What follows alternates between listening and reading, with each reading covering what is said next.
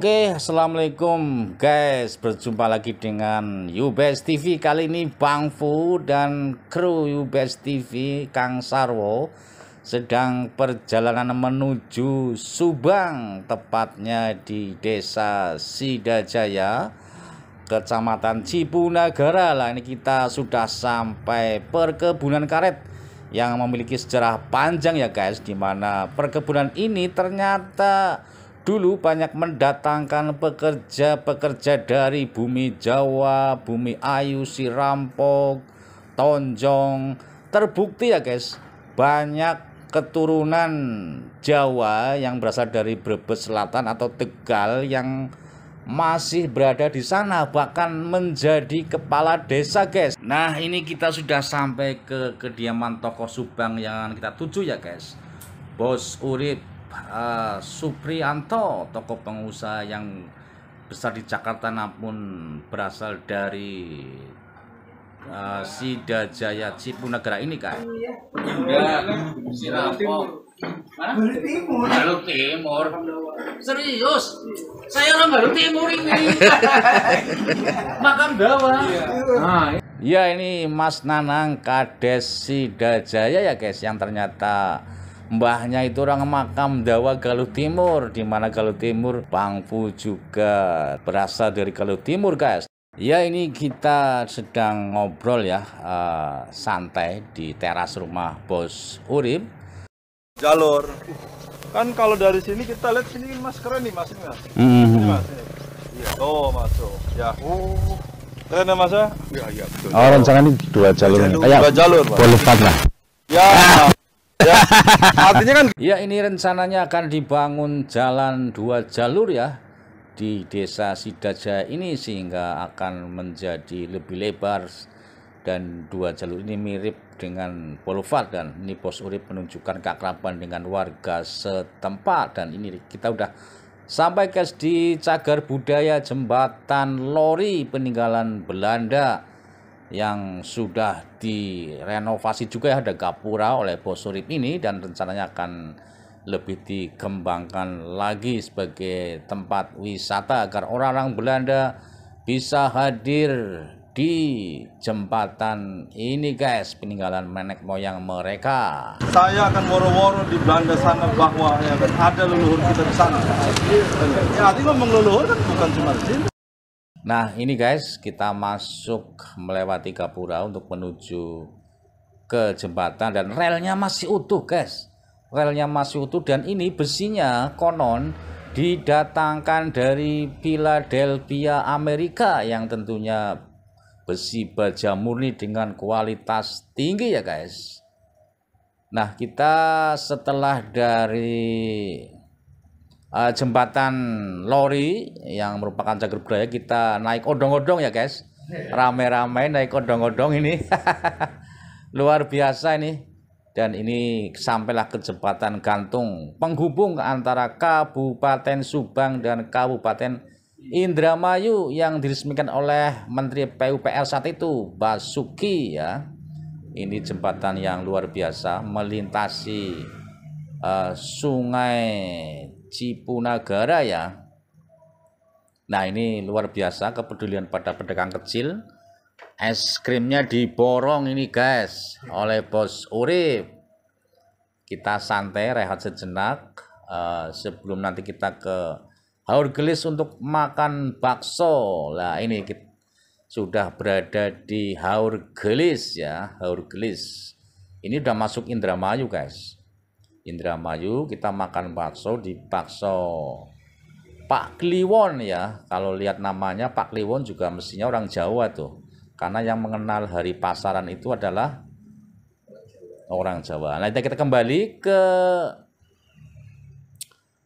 kediaman Bos Urip, dan kita akan melakukan wawancara bagaimana keberhasilan Bos Urip sebagai pengusaha yang humanis, yang dermawan, yang mau berbagi dengan lingkungan dengan membangun jalan beton dan juga pemasangan lampu di Sidajaya guys. Ikuti obrolan kami ya guys.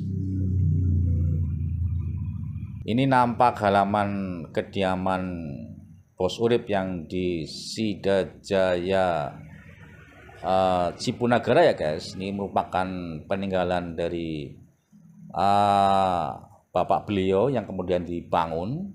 Bapak beliau adalah bernama Carup yang merupakan adik dari Kusen. Nah, Kusen ini yang kemudian ternyata menjadi pekerja di Suriname dan keturunannya sekarang tinggal di negeri Belanda. Ini kakak tertua ya dari Pak Urip, yakni bernama Pak Salimin, merupakan tokoh pengusaha juga. Ini luar biasa ya guys, dimana dari keturunan yang awalnya eksodus dari Cawitali bumi Jawa ke Subang menjadi bekerja di perkebunan karet atau tebu, namun melahirkan tokoh-tokoh pengusaha seperti Bos Urip yang akan kita wawancara ini guys, dan memberikan tips-tips atau kiat suksesnya.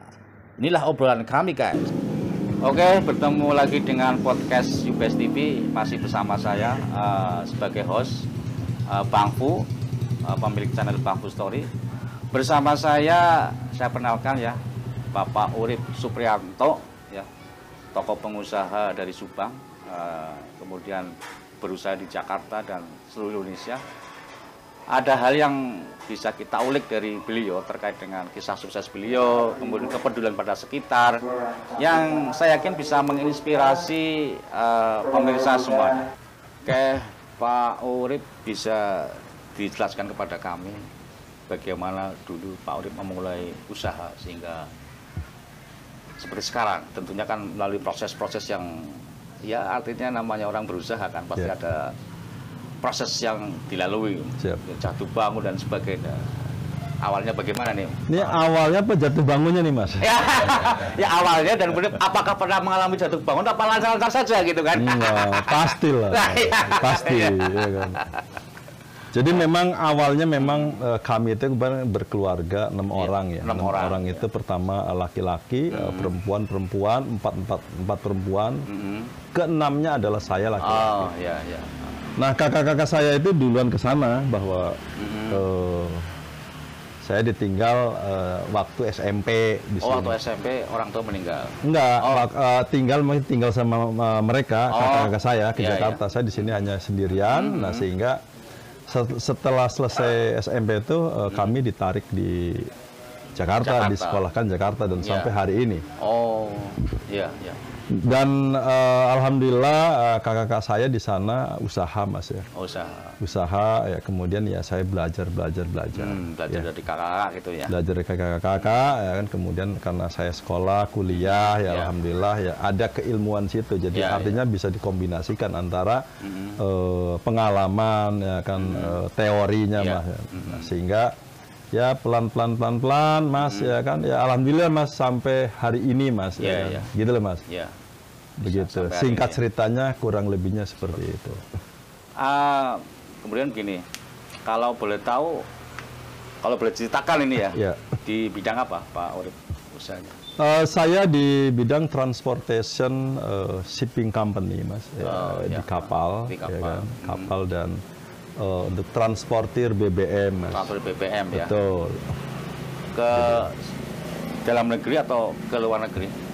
Dalam negeri Mas. Dalam negeri aja. Dalam negeri. Antar pulau berarti ya? Antar pulau. Iya. Jadi transportir BBM ya di Indonesia ini khususnya ya. Betul. Memasok berbagai perusahaan yang ada di sini ya. Ya. Memasok perusahaan-perusahaan yang ada di Indonesia. Ketika menghadapi situasi sulit, apa yang dilakukan Bos Urip untuk bisa survive seperti apa gitu? Ini lebih ke tips ya kayaknya. Ketika kita sedang sulit, Mas, pertama adalah jangan lupa Tuhan. Oh, jangan lupa Tuhan pertama ya. Ya, artinya satu itu, kedua lakukan terus berbagi. Berbagi ya. Ya. Artinya berbagi kan enggak usah juga melulu ya kan uang besar atau uang kecil, atau bukan karena uang saja, Mas. Sikap ucapnya kita juga ya Mas sama teman-teman. Kejujuran juga terus ya Mas ya. Kejujuran, apalagi jujur sama istri Mas. Oh gitu ya. Ini pemirsa penting nih, jujur sama istri ini. Kata kunci. Nah, ya, ini ya. Ya. Nah, sehingga insya Allah Mas ya kan. Saya meyakini ya kalau kita berbaginya itu kuat, kencang, insya Allah di mana di situ kaki kita dipijak, kawan kita jadi banyak, maka langit dijunjung, Mas. Sehingga apa ya saya kita orang Islam, saya orang beragama, jadi saya mengimani sekali bahwa ya kan yang seperti itu tuh menjadi backing kita, Mas. Begitu. Ada kata istilah dekengan pusat ya. Dekengan pusat itu maksudnya Gusti Allah. Gusti Allah, ya kan, dekengan pusat Mas, ya kan nih Mas. Iya.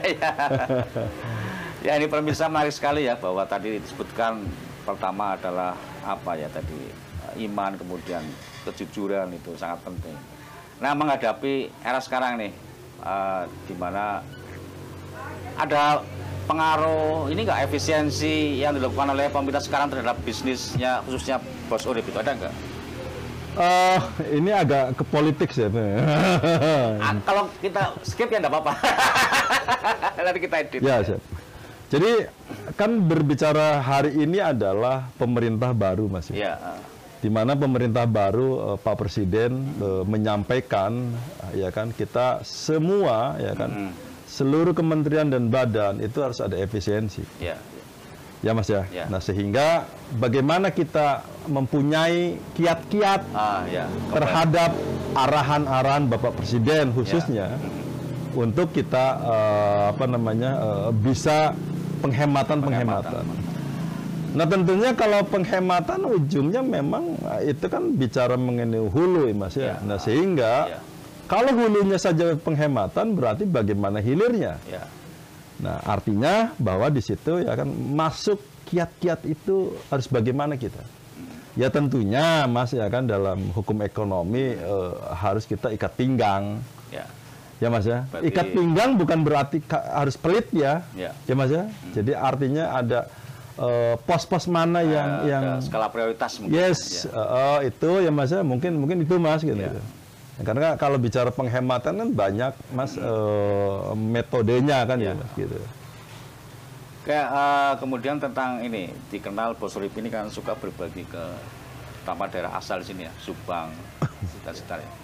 Apa yang mendorong ini Bos Urip untuk kayak seperti saya lihat ya di situ ada apa LPK yang gratis ya, kemudian saya dengar juga masang lampu-lampu, bangun jalan gitu loh Bos Urip ini. Jadi apa yang mendorong melakukan itu? Yang mendorong seperti itu karena pertama saya pengen sehat. Oh pengen sehat ya. Pengen sehat salawase selamanya. Saya pengen lancar. Saya pengen dimudahkan. Saya pengen langgeng usaha saya. Mas, ya kan? Jadi kan tadi bertanya apa yang mendorong? Yang mendorong karena saya pertama tadi saya pengen disehatkan, saya pengen lancarkan, saya pengen dimudahkan, saya pengen langgengkan. Usahanya tentunya. Ya Mas ya? Nah, sehingga ya saya lakukan Mas tadi itu. Konsep ya kan berdagang sama Allah, Mas. Ya Mas ya? Jadi konsep itu yang saya pakai, Mas. Kan gitu. Sehingga ya kan saya apa yang Mas dengar di sini ya kan Mas lihat sendiri, dengar sendiri, bukan dari saya ya, dan memang realita ya itu yang melatar belakangi apa kemauan saya Mas ya. Sehingga saya bisa ya kan mau ya kan berbagi seperti itu. Gitu Mas.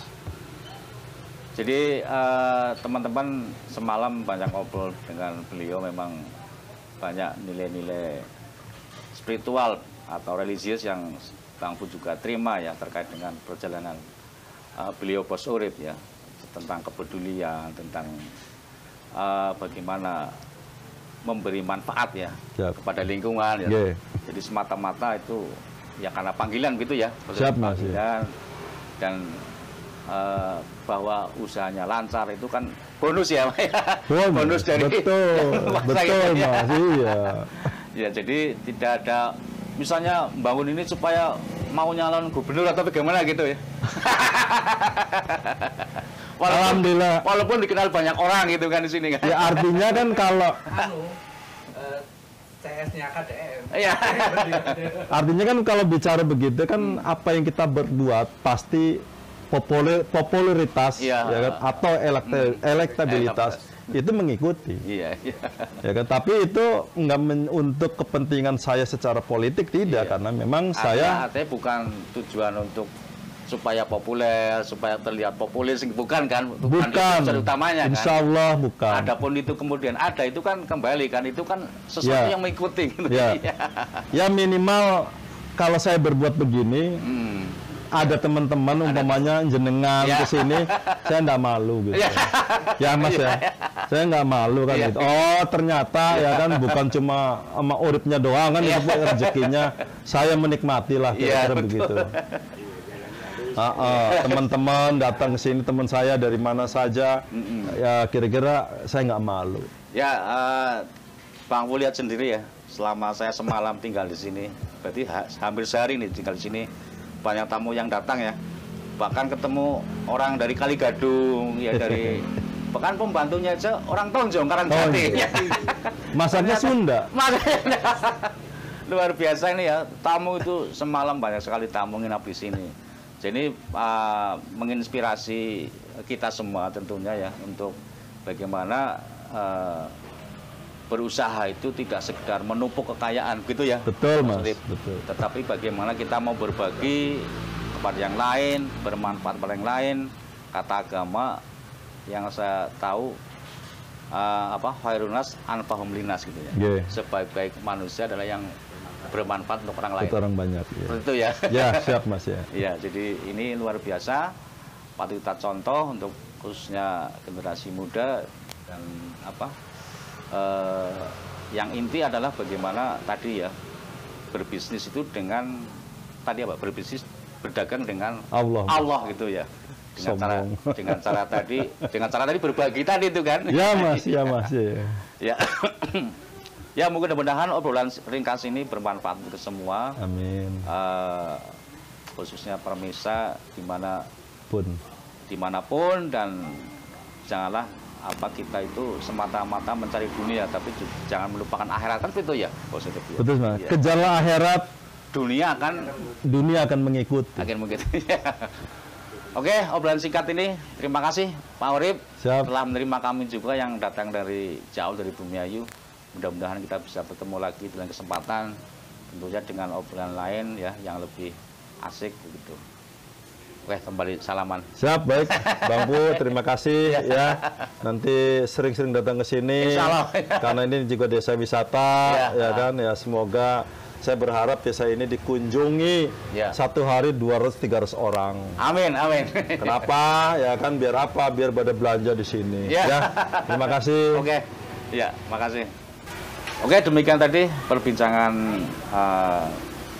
Bang Pu dari UBS TV dengan tokoh pengusaha, tokoh Subang, Bapak Urip Suprianto yang dipanggil nama Bos Urip. Mudah-mudahan memberi manfaat untuk kita semua.